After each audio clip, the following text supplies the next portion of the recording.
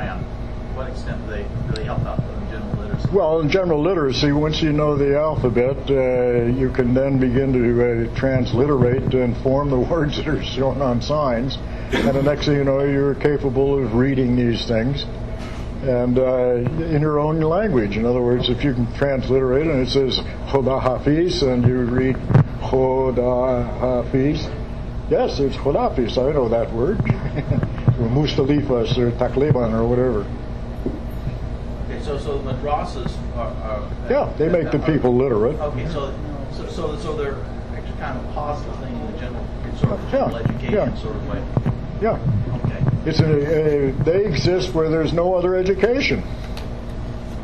That's it. And the families all put in a couple of pennies worth pool, punch pool, 5 cent pieces. Yeah. Hey, John, I've been to a mosque. I recently had a fire and it's been a long time. But I had a friend who was Muslim, and he brought me in before the fire, and he showed me this chart. And I said, "What's that?" He said, "Well, that's our family tree of Muslim." Like branches and everything. Oh, yeah. And I said, okay, so there's all these different sects. And I said, well, what's that? Well, we're here, and that's our, I don't remember what they're Yeah. And there's a whole bunch of others. Sort of like Baptist, Methodist. Oh, yeah. They're not monolithic. Yeah. And so as soon as I understood this, okay, Yeah. But my whole thing is, the only thing I hear bad about women, I hear a lot of things part of my business, but the main thing that I can see that, unless you know of some changes, because let's face it, the Christian religion has changed over the last 2,000 years, is the way I'm being portrayed as their view of women. And is there any of those sects that you know of that give women anywhere near the respect that, they equal or whatever?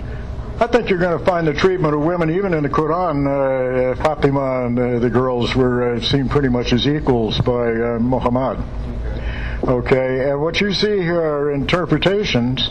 And those interpretations are written out of the sayings of Muhammad, the hadith.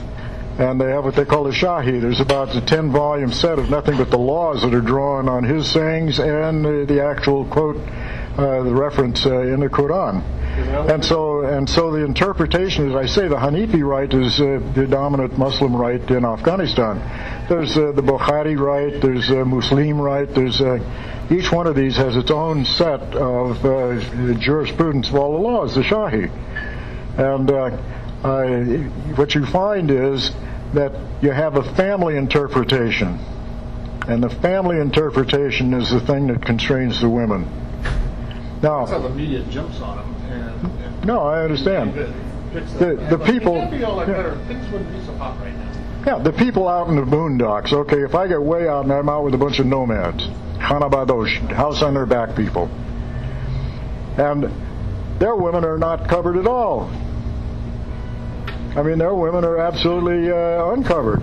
I mean, they don't run around in hot pants or anything like that, but you see their faces, and there they are. They're carrying water and so forth. And but I get into cities. And if I come into the cities and I come from an area where there are a bunch of villages, the women are all covered.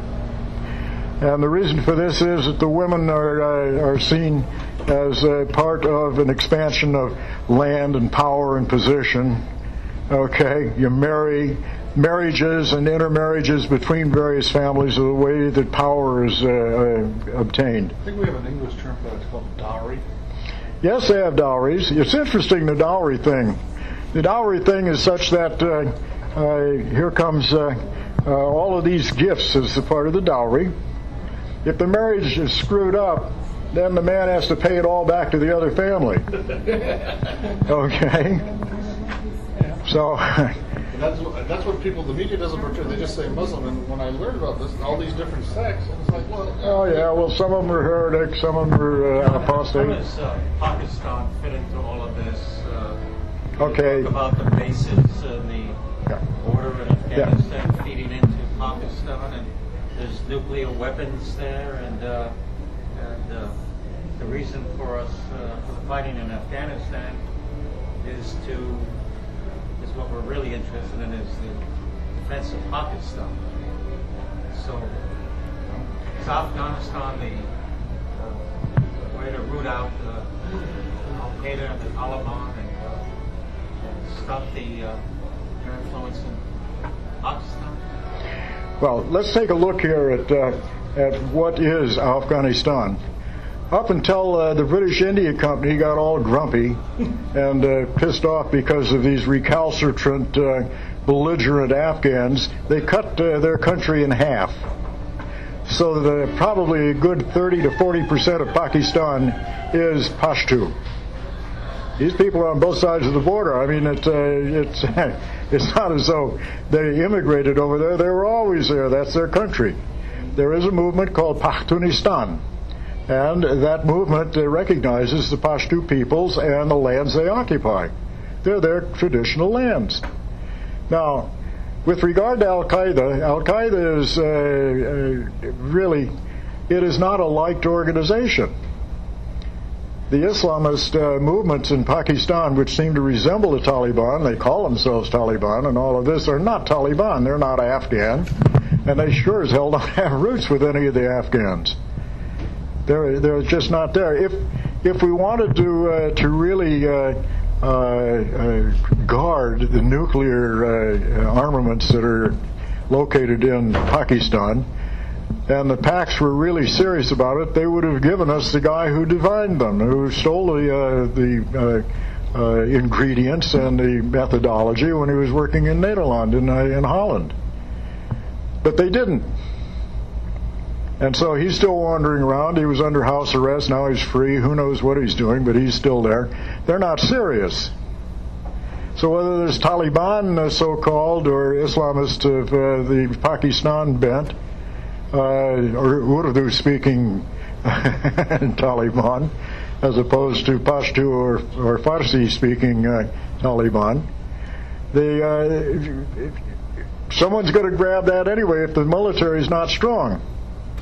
Right now, the real fear is with Zardari and the rest of these buffoons who've worked their way into office in Pakistan. We probably are in greater jeopardy than we have ever been. When the military controls things, and this goes back to the military running Pakistan, Pakistan has only had civilian government for about 20 minutes. You know, there was Benazir Bhutto's old man, Ali Bhutto, who was hung. Okay, and that was Ziaul Haq, who lasted up to the point where our ambassador and he were killed as they took off in a C-17 or whatever the hell it was, with a load of Mongos that blew up.